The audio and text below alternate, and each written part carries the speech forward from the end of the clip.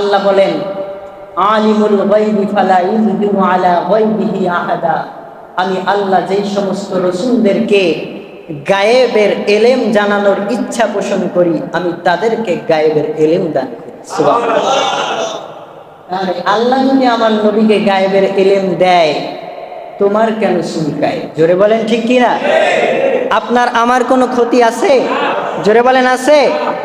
এজন্য বলেন গায়বী খবর দেনেওয়ালা এলো রে মক্কায়, গায়বী খবর দেনেওয়ালা এলো।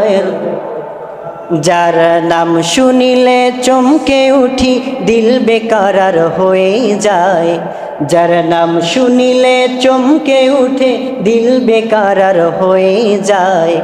গায়বী খবর দেনেওয়ালা এলো রে মক্কায়, গায়বী খবর দেনেওয়ালা। বলতে পারেন না? জোরে বলেন না মারহাবা।